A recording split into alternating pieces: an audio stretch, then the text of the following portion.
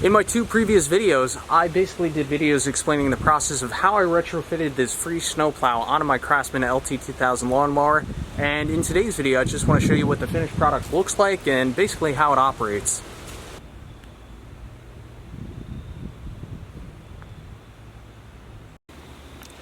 Alright, where to start? I think the first thing we'll talk about is the mount mechanism. So how does this plow connect to the tractor itself? This is what I came up with.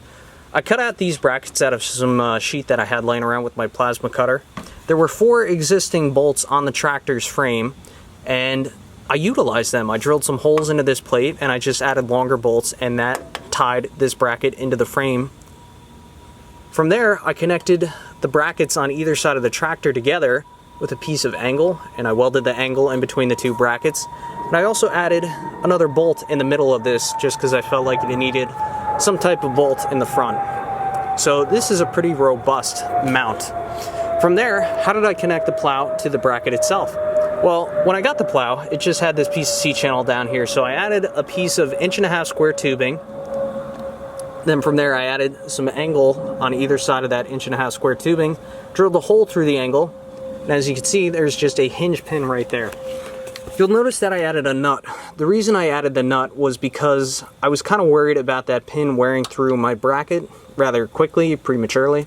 So the idea by having a nut there is it just adds more surface area for that pin to kind of wear on and disperse its weight through, so it adds a little bit of strength, but really it's mainly there for wear. So what kind of pins did I use? I mean, you could use whatever you want. I used a 1/2 inch clevis pin, multi-hole clevis pin. And then from there, I used a hairpin cotter. So whenever I want to disconnect this plow, I just pull this hairpin cotter, and these clevis pins will just pull right out of here and disconnect the plow that way.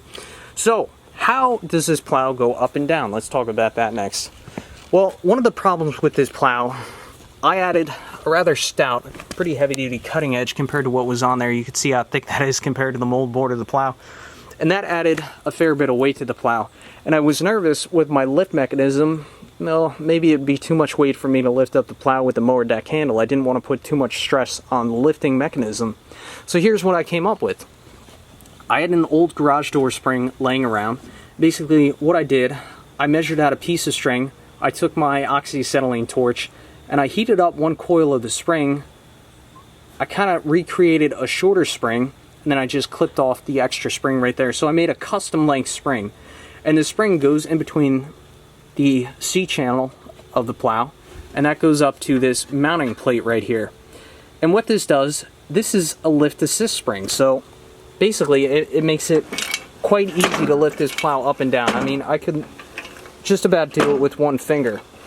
So that means that this lifting mechanism that I engineered really doesn't have to lift up much weight at all. That takes up probably 92% of the weight of the snowplow. So from there, how does the plow actually get lift up and down? Here's what I came up with. I took a piece of 1/2 inch bar, and I actually welded, or well, no, I actually didn't weld this. I drilled 3 holes in the angle that connects these 2 brackets together, and I added 3 bolts. And from there, I bolted on a piece of plate onto the bottom of that angle. So from there, I welded on this 1/2 inch bar, and that stays in place with these nuts. I like using nuts, they're simple. You know, there's a little bit of slop in it, but it's really pretty darn tight. So this doesn't shift in or out because there's a nut on either side of this lifting bar, which that is welded onto the 1/2 inch bar. Well, lifting flat, whatever you want to call it. From there, I put a little bend in the 1/2 inch bar going right up here, and at that point there is another nut which that connects to another 1/2 inch bar, which in turn goes to another nut which connects to the mower deck lift handle. Of course in the wintertime I will take the mower deck off, but anyway, this whole lift mechanism is just tied into the mower deck lift handle. So whenever I go to lift this up, lift the plow right up, lock it in place. So I mean, in theory you really could leave the mower deck on, but I think it'd be much better to take it off in the wintertime. So this lifting lever just gets connected to the plow via a little quick link and a little piece of chain, and that's pretty much that. And The only downfall with this plow is if you want to angle the plow, you have to get off the tractor and you have to reposition the plow manually, and you do that by pushing that forward and just angling the plow to the left or right. As you can see, it does not interfere with the plow markers, it doesn't interfere with the lift mechanism or the tires, so everything worked out really well there.